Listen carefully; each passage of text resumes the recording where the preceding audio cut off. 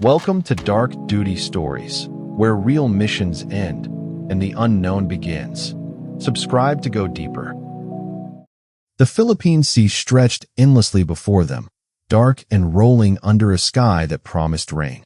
Staff Sergeant Marcus Reeves stood on the deck of the USS Pelican, watching the coastline of northeastern Luzon emerge from the morning haze.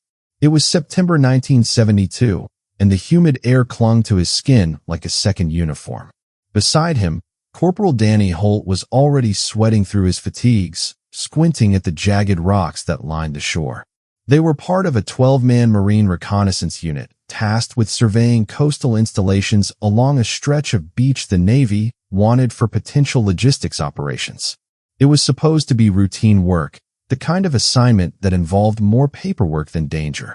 But from the moment they'd received their orders, something had felt off. The briefing had been unusually sparse. No mention of previous surveys. No historical data. Just coordinates and a vague directive to document any structures or anomalies along a 5-mile stretch of coast. Reeves had been in the Corps long enough to know when information was being withheld. He just didn't know why. The Pelican dropped anchor a half-mile offshore, and within the hour, the unit was loaded into 2 rigid-hull inflatable boats, their gear packed tight. Lieutenant Pierce, a lean officer with a permanent furrow between his eyebrows, gave them a final rundown. Their mission was simple: survey the coastline, document anything man-made, take soil samples, and return by nightfall. Pierce emphasized that last part. Be back before dark. No exceptions. As the boats cut through the water toward shore, Reeves noticed how quiet the coastline was. No birds, no fishing boats, just empty beaches and dense jungle pressing right up to the waterline. Holt noticed it too. He leaned close to Reeves and muttered, "Feels like nobody's been here in 100 years." Reeves nodded but said nothing. They reached the beach just after 1000 hours, pulling the boats onto a narrow strip of black sand. The jungle loomed above them, thick with vines and the smell of rot. Pierce split them into 3 teams. Reeves and Holt were paired with Private First Class Eric Donnelly, a kid from Ohio who'd only been in country 3 months. Their assignment was to scout the northern section, where the cliffs rose steeply from the water. They moved carefully along the rocks, boots slipping on wet stone. The tide was low, exposing tide pools and barnacle-covered boulders. Donnelly kept his rifle ready, eyes darting toward the jungle. Holt carried the camera, snapping photos of anything that looked remotely man-made. For the first hour, they found nothing. Just rocks and water and the occasional rusted piece of debris, probably washed ashore years ago. Then Donnelly stopped. He was standing at the edge of a tide pool, staring down into the water. Reeves walked over, following his gaze. At first, he didn't see it. Just dark water and reflected sky. But then the angle shifted, and he saw the straight line. Concrete. It was unmistakable. A slab of weathered concrete, submerged about 4 feet below the surface, extending back into the cliff face. Reeves crouched down, peering closer. Barnacles covered most of it, but he could make out edges, corners, the deliberate geometry of human construction. Holt leaned in beside him. "Is that a foundation?" Reeves didn't answer. He was already pulling off his boots. The water was cold and murky, but he waded in, feeling his way along the concrete. It sloped downward, disappearing into a dark opening in the rock. He surfaced, wiping salt water from his eyes. "There's a structure here. Goes back into the cliff." Pierce's voice crackled over the radio. Reeves reported what they'd found, and within minutes, the lieutenant was on site with the rest of the unit. They stood around the tide pool, staring down at the submerged concrete. Pierce's expression was unreadable. He ordered 2 men to stay topside while the rest geared up for a closer look. They had basic dive equipment, nothing extensive, but enough for shallow reconnaissance. Reeves volunteered to go first. He strapped on a mask and a small tank, clipped a waterproof flashlight to his belt, and slipped into the water. The cold hit him immediately, but he pushed through it, following the concrete slope downward. The opening was narrow, barely wide enough for a man, but it widened as he descended. His flashlight beam cut through the murk, revealing walls. Smooth, poured concrete. Definitely man-made. Definitely intentional. He followed the passage for about 20 feet, the water pressure building in his ears, and then suddenly the tunnel opened up. He surfaced inside a chamber.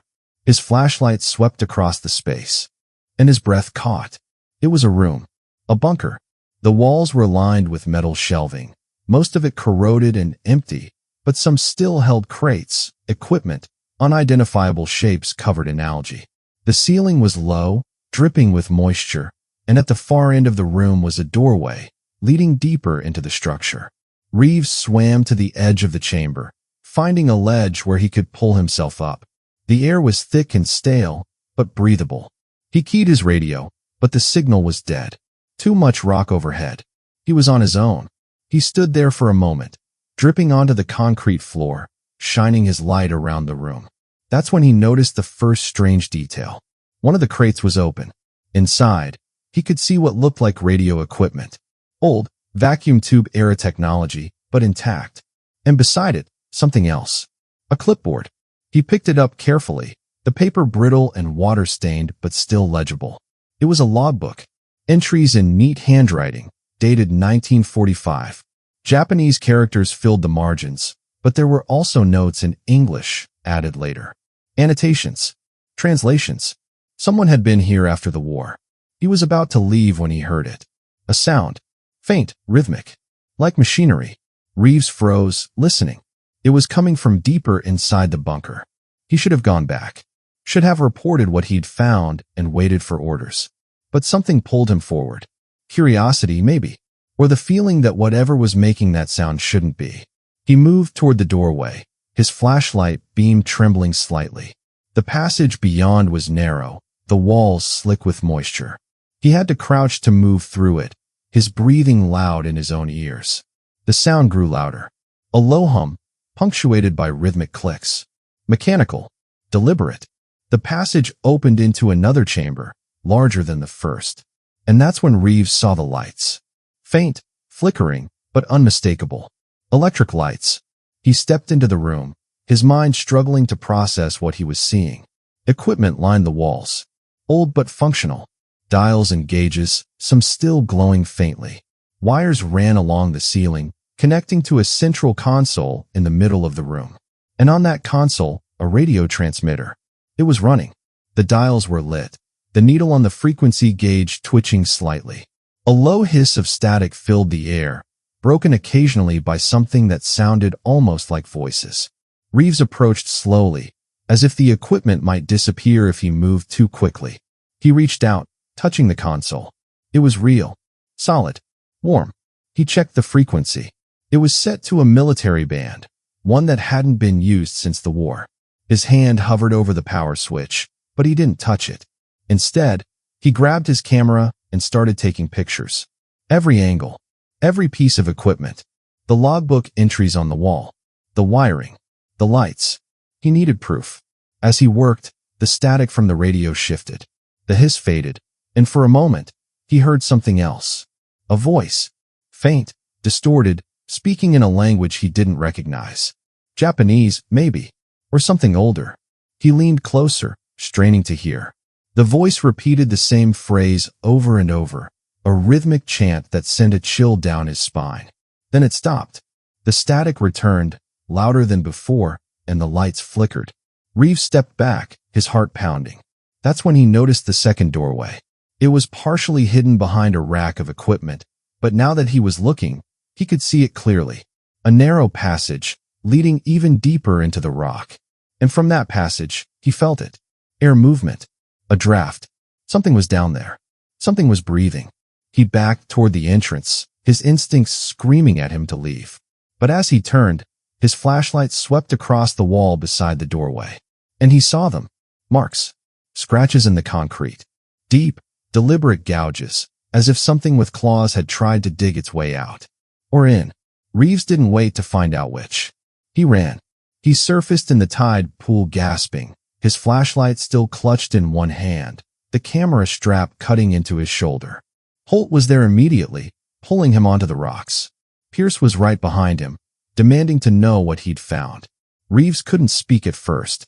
His lungs burned, his mind racing with images of the bunker, the lights, the voice on the radio. Finally, he managed to get the words out. "There's a bunker down there. It's operational." Pierce's expression shifted from concern to something harder. "Operational?" Reeves nodded, still catching his breath. "Equipment running. Lights on. Radio transmitting." Pierce exchanged a glance with Holt, then looked back at Reeves. "That's impossible." Reeves pulled the camera from around his neck and handed it to the lieutenant. "See for yourself." Within the hour, Pierce had organized a full team to investigate. 6 men, including Reeves, geared up and descended into the submerged structure. This time, they brought more powerful lights, additional cameras, and equipment to document everything they found. The first chamber was exactly as Reeves had described it. Shelves lined with crates, equipment scattered across the floor, the logbook still sitting where he'd left it. Pierce examined the entries closely, his jaw tightening as he read. "These are dated 1945. Late war. Probably Japanese." He flipped through more pages, then stopped. "But these annotations. These are recent." Holt leaned in. "How recent?" Pierce didn't answer. He just handed the logbook to Corporal Miller, the unit's intelligence specialist, and moved toward the second chamber. They entered together, their lights cutting through the darkness. The equipment was still running. The radio still transmitting. The static filled the room, punctuated by that same faint voice Reeves had heard before. Miller approached the console, examining the dials and switches. "This is old tech. 40s era, maybe early 50s. But it's been maintained. Someone's been keeping this running." Pierce scanned the room, his flashlight lingering on the doorway at the far end. "What's back there?" Reeves hesitated. "I don't know. I didn't go that far." Pierce nodded, then gestured to 2 men. Donnelly and Private Hayes, a stocky Marine from Georgia, moved toward the doorway, their rifles raised. The rest of the team spread out, documenting the equipment. Reeves stayed close to Pierce, watching as Miller worked the radio. The corporal adjusted the frequency, and the static shifted. For a moment, the voice came through clearer. It was speaking Japanese. Slow, measured, repeating the same phrase. Miller's face went pale. "What is it?" Pierce asked. Miller swallowed hard. "It's a distress call. A request for reinforcement." He paused, listening. "It's dated 1944. Pierce stared at him. "That's not possible." Miller shook his head. "I know, but that's what it's saying." Before Pierce could respond, a shout echoed from the back of the room. Donnelly's voice, sharp with panic. "Sir, you need to see this." They moved quickly toward the doorway, their lights converging on the passage beyond. Donnelly and Hayes were standing just inside, their rifles pointed into the darkness. Pierce pushed past them, and Reeves followed. The passage opened into a third chamber, larger and more intact than the others. But it wasn't the size that made Reeves freeze. It was what was inside. Bunks. Rows of metal bunks, lined up along the walls. And on those bunks, shapes. Human shapes. They weren't moving. Reeves' light swept across the room, and he saw them more clearly. Uniforms. Japanese military uniforms, old and rotting. But the bodies inside them were wrong. Mummified, maybe, but the proportions were off. Too long. Too thin. And the faces. Reeves forced himself to look. The skulls were elongated, the jaws too wide, the teeth too sharp. "These aren't human," Donnelly whispered. Pierce didn't respond. He was staring at the far end of the room, where another doorway led even deeper into the structure. That's when they heard it. A sound from below. Not the hum of machinery. Something else. Movement. Slow, deliberate. Footsteps. Pierce's hand went to his sidearm. "Everyone out. Now." They didn't argue. The team moved quickly back through the chambers, past the transmitter, past the shelves and crates, toward the entrance. But as they reached the first room, the lights went out. All of them. The transmitter. The console. Everything. The only illumination came from their flashlights, and in the sudden darkness, the sound from below grew louder. Closer. Pierce barked orders, and the team scrambled toward the water. Reeves was the last to dive, and as he slipped beneath the surface, he looked back one final time. In the beam of his flashlight, he saw movement in the doorway. A figure. Tall, impossibly thin, its eyes reflecting the light like an animal's. Then the water closed over his head, and he was swimming, his lungs screaming, his mind refusing to process what he'd just seen. They surfaced in the tide pool, gasping and scrambling onto the rocks. Pierce did a head count. 12 men had gone down. 11 came back. Hayes was missing. Pierce's face was stone. "We go back. Now." But before anyone could move, the water in the tide pool began to churn. Bubbles rose to the surface, followed by a low rumble from deep within the rock. The ground beneath them trembled. Holt grabbed Reeves' arm. "We need to move." They ran. All of them, scrambling over the rocks toward the beach where the boats were waiting. Behind them, the rumble grew louder, and the water in the tide pool began to drain, pulled back into the cliff as if the structure itself was collapsing. By the time they reached the boats and pushed off from the shore, the entrance was gone. The rocks had shifted, sealing the opening completely. Hayes was still inside. Pierce radioed the Pelican, his voice clipped and professional, but Reeves could hear the tension beneath it. They needed extraction. Immediately. As they motored back toward the ship, Reeves looked back at the coastline. The cliffs looked the same as they had that morning. Empty. Untouched. As if nothing had ever been there. The debriefing aboard the Pelican lasted 3 hours. Pierce laid out everything they'd found. The bunker. The equipment. The bodies. The thing they'd seen in the doorway. The radio transmissions. Hayes' disappearance. The intelligence officer, a pale man named Captain Grayson, listened without interruption. When Pierce finished, Grayson asked to see the evidence. Pierce handed over the logbook, the photographs, and Miller's notes on the radio transmissions. Grayson examined each item carefully, his expression unreadable. Then he looked up. "This stays classified. Everything you saw, everything you found. It doesn't leave this room." Pierce's jaw tightened. "What about Hayes?" Grayson's eyes were cold. "Private Hayes is listed as missing in action. A search will be conducted, but given the structural collapse, recovery is unlikely." "That's not good enough," Pierce said. Grayson leaned forward. "Lieutenant, you don't understand what you've stumbled into. That bunker, those transmissions, they're part of something much larger. Something that predates the war. We've known about installations like this for years. We just didn't know this one was still active." Reeves spoke up before he could stop himself. "Active? You mean there are more?" Grayson's gaze shifted to him. "Yes, and they're all sealed now. Or they were supposed to be." He stood, gathering the evidence. "You and your men did good work here. But this is beyond your clearance. Beyond your understanding. Go home. Forget what you saw." Pierce started to protest, but Grayson cut him off. "That's an order, Lieutenant." The room fell silent. One by one, the Marines filed out, leaving Grayson alone with the evidence. Reeves was the last to leave, and as he reached the door, he glanced back. Grayson was staring at one of the photographs, the one showing the figure in the doorway, and for just a moment, Reeves saw something in the captain's face. Not confusion, not disbelief, recognition. They shipped out the next morning. No one spoke about what had happened. Orders were orders, but Reeves couldn't shake it. The bunker, the lights, the thing in the darkness, and Hayes. 3 days later, back at base in Okinawa, Reeves was approached by Miller. The corporal looked like he hadn't slept. He pulled Reeves aside, away from the others. "I've been listening," Miller said quietly. "Listening? To the radio. That frequency." Reeves frowned. "The one from the bunker?" Miller nodded. "It's still transmitting. I picked it up last night on a shortwave set. Same signal. Same voice." Reeves felt his stomach drop. "That's impossible." The bunker collapsed. Miller's eyes were haunted. "I know, but it's still there. And last night, the message changed."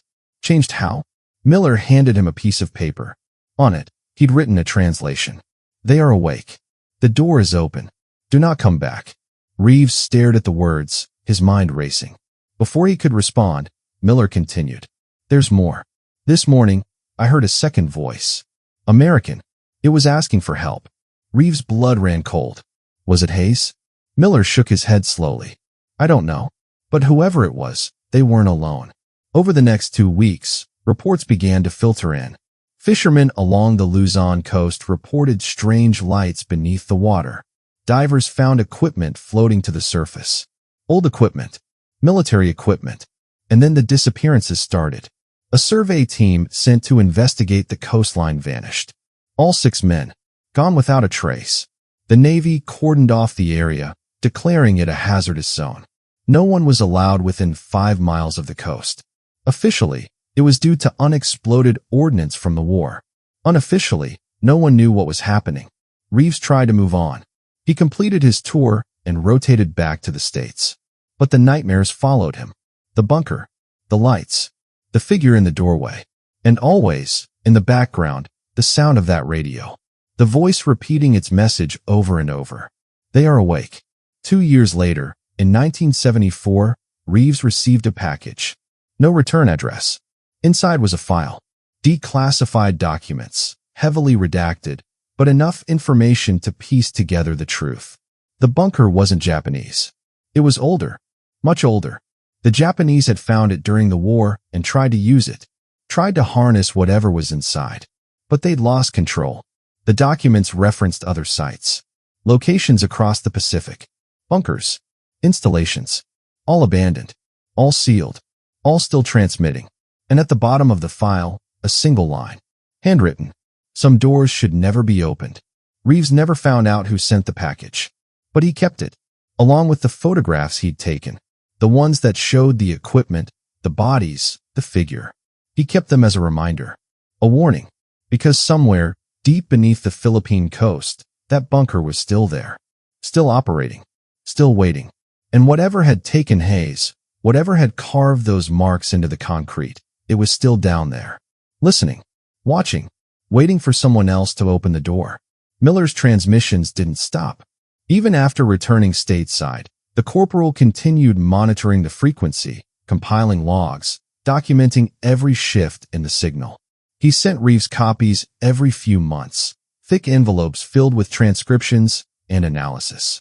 The messages were always the same.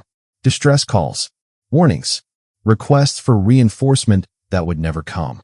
But in late 1973, something changed. The voice on the radio went silent. For 3 weeks, there was nothing. Just static.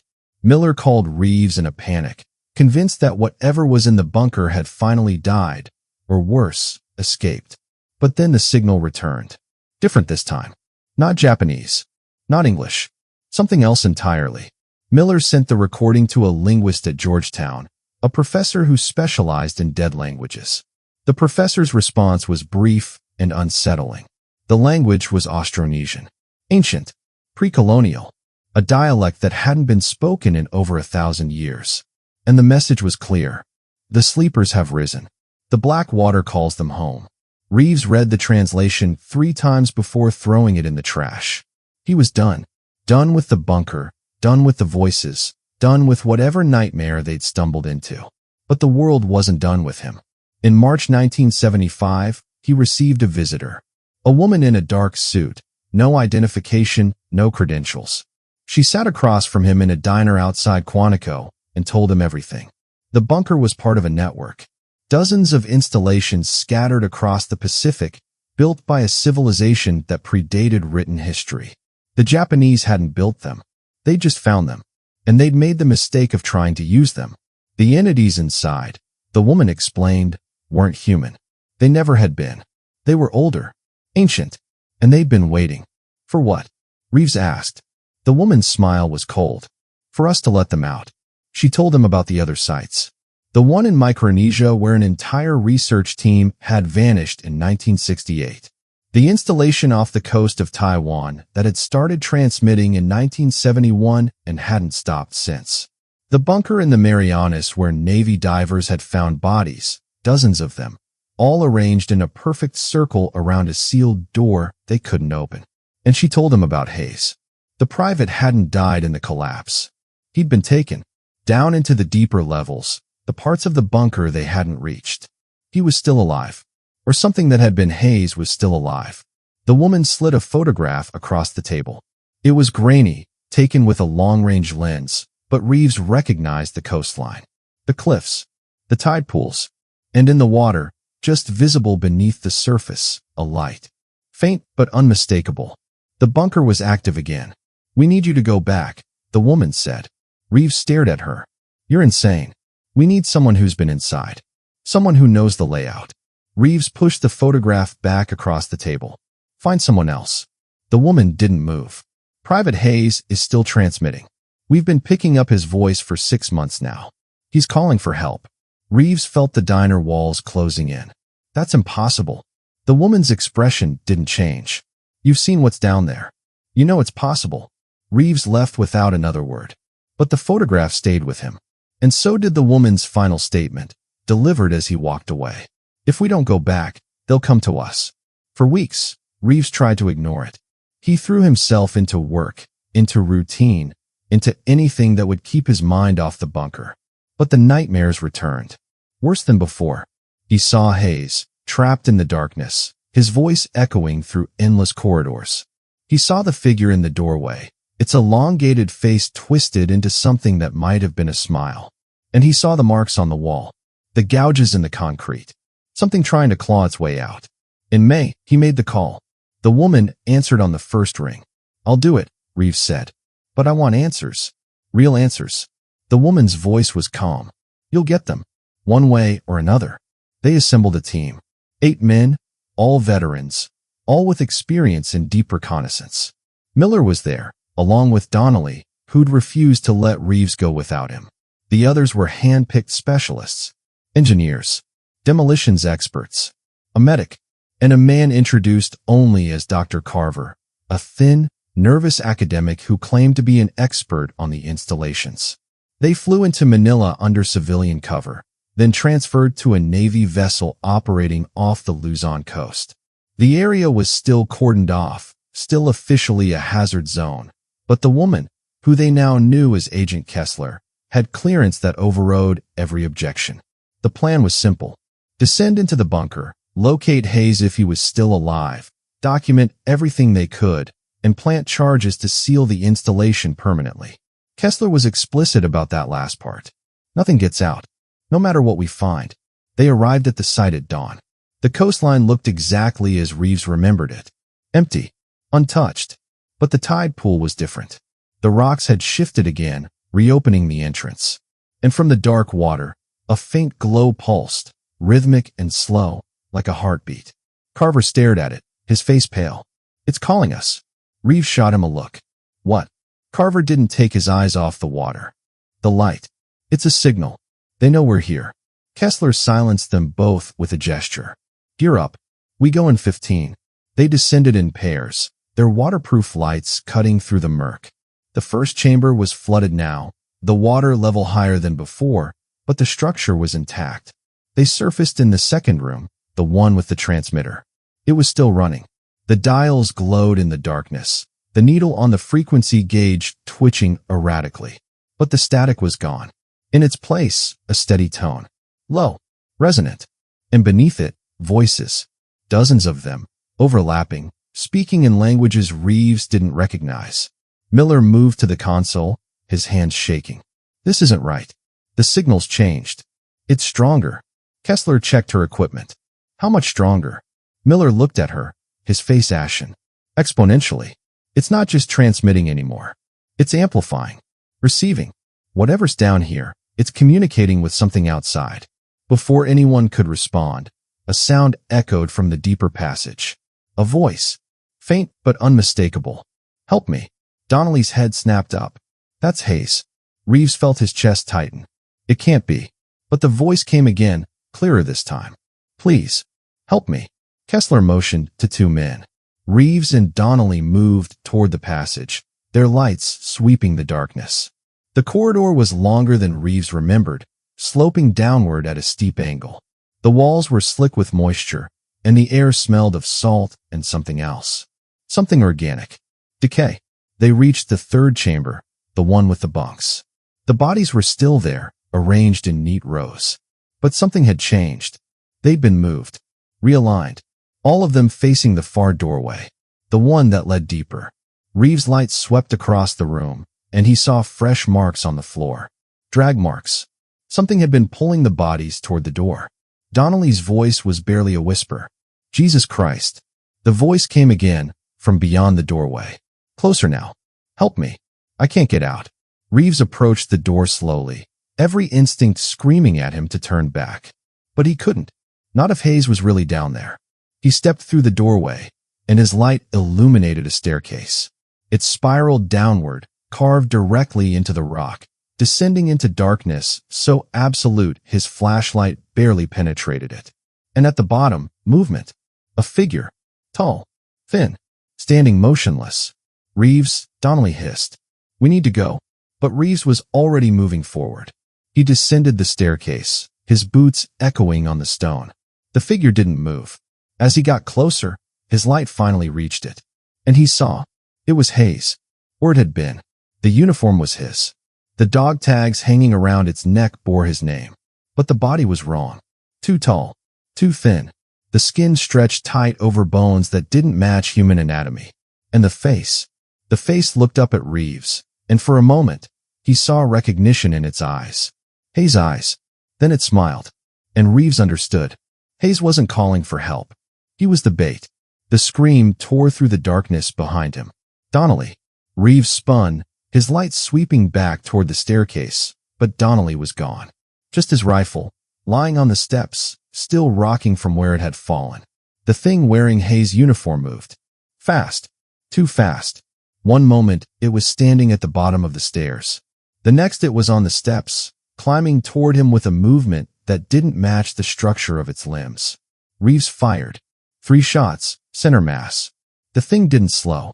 It reached for him, its fingers elongated, tipped with something dark and sharp. Reeves threw himself backward, tumbling down the stairs. He hit the bottom hard, his flashlight spinning away across the floor. In the fractured light, he saw the chamber. It was massive, far larger than anything they'd found above. The walls were covered in symbols, carved deep into the stone. Not Japanese. Not any language he recognized. And in the center of the room, a pool.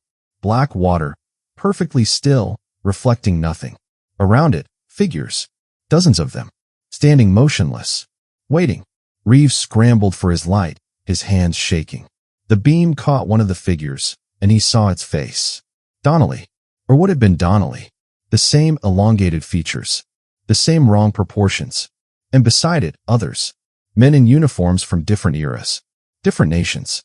Japanese. American. Dutch. Some so old the fabric had rotted away. All of them standing at the edge of the black water. All of them staring at him. The thing that had been Hayes descended the last few steps. It tilted its head, studying him. When it spoke, Hayes' voice came out, but layered with something else. Something older. "You came back." Reeves tried to move, but his body wouldn't respond. The air in the chamber was thick, pressing down on him like a physical weight. "The water," Hayes said, his voice wrong, distorted. "It calls. It changes. It makes us what we were meant to be." He gestured toward the pool. "You felt it. The pull. That's why you came back." Reeves forced the words out.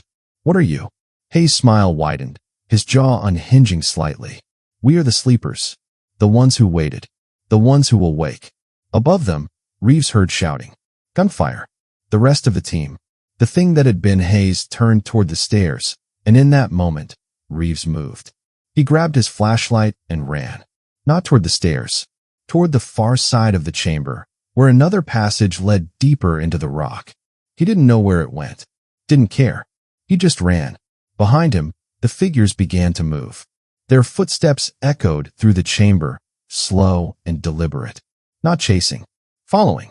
Reeves burst into another corridor, narrower, the ceiling so low he had to crouch. His light caught something on the walls. More symbols. But these were different. Warnings. He recognized some of them from the documents Kessler had shown him. Ancient markers. Keep out. Forbidden.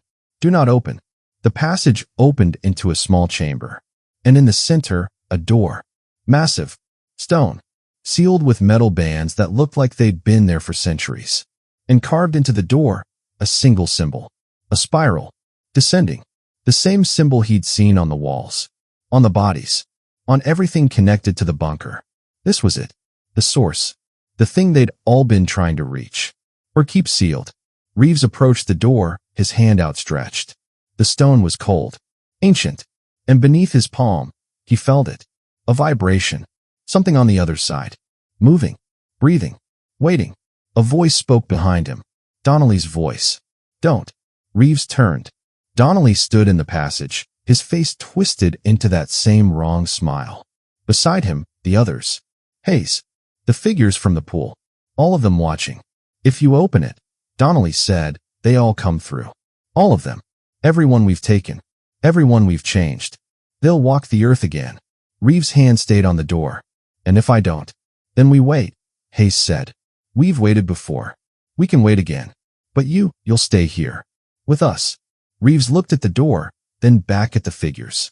At the faces of men who'd been lost. Changed. Turned into something else. And he made his choice. He pulled the detonator from his vest. The one Kessler had given him. The failsafe. If anything goes wrong, she'd said, use it. It'll bring down the whole structure. The figures moved toward him, but Reeves was faster. He pressed the trigger. The explosion ripped through the bunker like the hand of God. Reeves felt the shock wave lift him off his feet, felt the air compress and expand, felt the mountain itself shudder. He hit the ground hard, his ears ringing, his vision blurred. The ceiling above him cracked, chunks of stone raining down.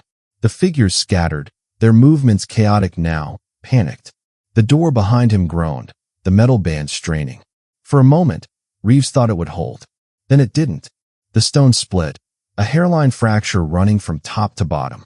And through that crack, something emerged. Not physical, not quite. More like pressure, like presence.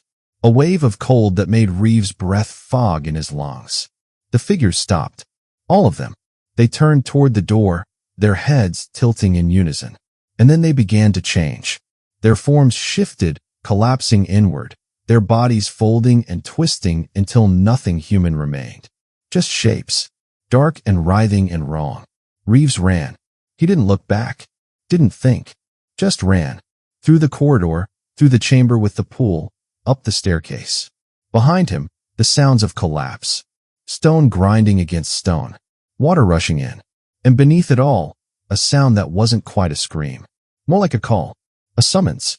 He reached the second chamber just as the rest of the team was evacuating. Kessler saw him, her face streaked with soot and blood. Where are the others? Dead, Reeves gasped. Or worse. They didn't wait. The team scrambled through the first chamber, the water now up to their chests, rising fast. Reeves dove through the entrance, his lungs burning, his muscles screaming. He surfaced in the tide pool, gasping, and strong hands pulled him onto the rocks. Miller was there, and two others. But the rest of the team was gone. They made it to the boats, pushing off just as the cliffs began to collapse. The tide pool disappeared, swallowed by falling rock. The entrance to the bunker vanished, sealed beneath tons of stone and earth. And for a moment, there was silence. Just the sound of the waves. Then Miller pointed. Look, in the water, where the bunker had been, a light. Faint, pulsing, growing stronger. Reeves watched as it spread, not up toward the surface, but down, deeper into the rock, deeper into the earth. And he understood. They hadn't sealed it. They just moved it. Whatever was inside the bunker, whatever had been waiting behind that door, it was free now. Not contained. Not trapped. Free. Kessler was on the radio, her voice clipped and urgent. She was calling for an airstrike. For the area to be glassed. Sealed with fire. But Reeves knew it wouldn't matter. Because as they motored back toward the Pelican, he saw them. Lights. Dozens of them. Scattered across the coastline. Other bunkers. Other installations. All of them waking up. They bombed the site 3 days later. Napalm and high explosives. The entire stretch of coastline was declared permanently off limits. The official story was unexploded ordnance from the war. A safety measure. But Reeves knew the truth. And so did Kessler. They met one final time, in a secure facility outside Washington. She handed him a folder. Inside, reports. Incidents. Disappearances. Sightings. All of them connected to the installations. All of them escalating. It's happening everywhere, she said. Every site we thought was sealed, every bunker we thought was dormant. They're all activating. Reeves stared at the reports. How many? Kessler's face was grim. We've identified 47 installations across the Pacific, but we think there are more. Hundreds, maybe. And we can't stop them. We don't even understand them. She leaned forward. Whatever you released, whatever came through that door, it's spreading, changing things. People. We're seeing mutations, behavioral shifts, entire communities going dark. And it's accelerating. Reeves closed the folder. So what do you want from me? Kessler pulled out a second file. Thicker. Classified. I want you to understand what you're dealing with. She opened it, revealing photographs. Ancient ruins. Stone carvings. Artifacts. All of them showing the same spiral symbol. This isn't new, she said. This civilization, these entities, they've been here before. Long before us. And they've been waiting for us to open the doors. Reeves looked at the images. At the symbols. At the faces carved into the stone. Faces that looked almost human. Almost. Why? He asked. Why wait? Why not just take over? Kessler's expression was haunted. Because they need us. They can't exist in our world without us. Without our bodies. Our minds. They're parasites. And we just gave them everything they needed. She closed the file. The project is ongoing. We're trying to contain it. Trying to understand it. But we need people who've been inside. Who've seen what's down there. People like you. Reeves stood. I'm done. Kessler didn't stop him. But as he reached the door, she spoke. They're not done with you. Reeves looked back. What? Kessler's eyes were cold. The ones you saw. Hayes. Donnelly. They're still out there. Still broadcasting. And they're asking for you. By name. Reeves left that night. Changed his name. Disappeared into the American heartland. He told himself it was over. That whatever was happening in the Pacific, it was someone else's problem now. But the nightmares didn't stop. And neither did the reports. Over the next decade, the incidents multiplied. Coastal communities reported strange lights beneath the water. Divers found structures. Sealed doors. Radio operators picked up transmissions in dead languages. And people disappeared. Hundreds of them. All along the Pacific Rim. In 1985, Reeves received a package. No return address. Inside, a tape recorder and a single cassette. He almost threw it away. But curiosity got the better of him. He played the tape. Static at first. Then a voice. Hayes' voice. Marcus. I know you're listening. The others are with me. Donnelly. Carter. All of them. We're waiting. We've always been waiting. A pause. You can't run from this. You opened the door. You let us through. And now we're everywhere. Another pause. Longer. Come back, Marcus. Come back and see what you've made. The tape ended. Reeves destroyed it. Burned the recorder. But the message stayed with him. Because he knew Hayes was right. He had opened the door. And whatever came through, whatever was spreading across the Pacific, consuming communities, changing people, it was his fault. In 1987, the incidents reached a critical point. Entire islands went dark. Naval vessels reported equipment failures. Sonar detected massive structures beneath the seabed. Structures that hadn't been there before. The government launched a task force. Classified. Black budget. They called it Project Threshold. And they asked for Reeves. He said no. But they didn't give him a choice. They found him in Montana, living under an assumed name. Kessler was there. Older now. Harder. We need you, she said. One more time. Reeves looked at her. What makes you think I can help? Because you've been inside, she said. Because you've seen them. And because they're asking for you. She handed him a file. Inside, transcripts. Radio intercepts. All of them the same message, repeated over and over, in dozens of languages. Bring Reeves. Bring the one who opened the door. He stared at the transcripts. Why? Kessler's face was grim. We don't know. But we think they want to show you something. Something they couldn't show you before. Reeves closed the file. And if I refuse? Then we all die? She said it simply. Matter-of-factly. Because whatever's down there, whatever you let out, it's not finished. It's building. Growing. And when it's ready, it's going to surface. All of it. Reeves looked out the window. At the mountains. At the sky. At the world he'd tried so hard to leave behind. And he made his choice. For the second time. He went back.